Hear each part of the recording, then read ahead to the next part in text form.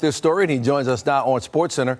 They really do love those Villanova guys with the Knicks, Woj. How did this come about for New York?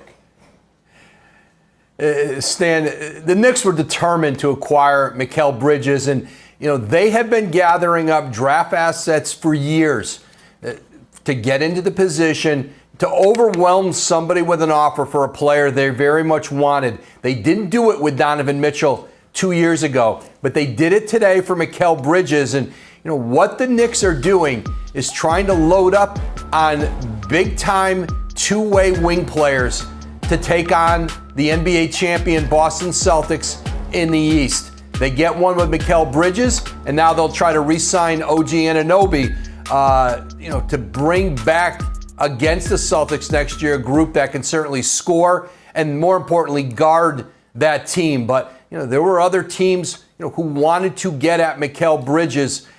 He has been a coveted asset around the league, just one of the really unique, versatile player who just fits anywhere. And now the four Villanova players are back together, 2 national championships at Villanova, and now they'll try to win a championship in New York.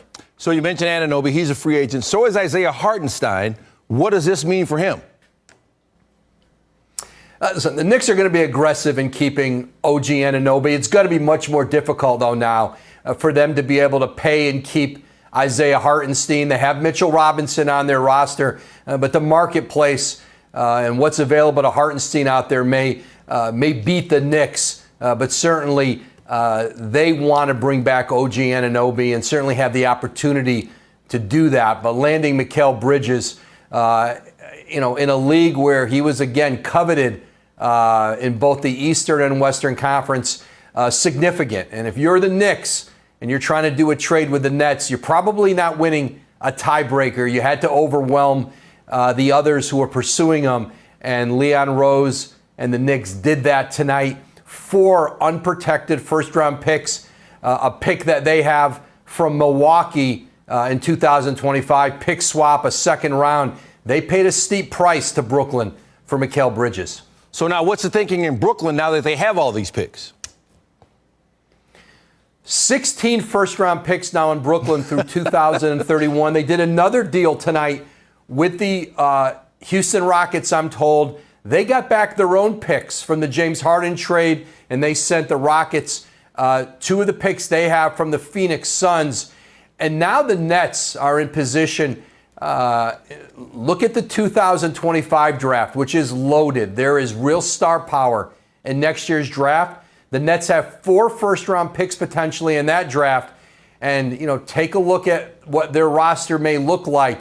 They may be very well competing, to be at the very top of that lottery. And so I think when the Nets really didn't see in the marketplace a chance to bring back a star player right now who they could pair with Mikal Bridges, it became a situation where they looked to see what was available out there. They knew Bridges, the idea of playing with the Knicks appealed to them. The Knicks know, even with a couple years left on his deal, they'll have every opportunity to be able to keep Bridges long term. But the Nets, you go back to the Kevin Durant trade, the Kyrie Irving trade, they brought back 9 first-round picks from those deals, pick swaps, and they may still bring in more assets before the draft is over tomorrow night. The Nets are really in tremendous position now to rebuild this organization. You saw Sean Marks do it once when he first took over with the Nets with far less draft assets, and now Joe Tsai, their owner, will look to him to do this again. They kind of were 1 foot in, 1 foot out with Bridges, but the Nets have a clear direction now, and they are loaded going forward with draft assets. One more thing we saw you post, Woj, about the situation with the Rockets and their interest in Kevin Durant. Can you clarify some of that for us? Yeah, listen, now that the Rockets have the Suns' first-round picks, if there comes a time when Phoenix, can't go doesn't go forward with this group, if this group has to disassemble at some point, Houston's a team now, whether it's Kevin Durant, but I think even more so a younger Devin Booker, whose I think timeline fits with this Houston team. The Rockets are in position now if they want to pursue players on that Suns team. But right now, Phoenix, They want to run this team back this season.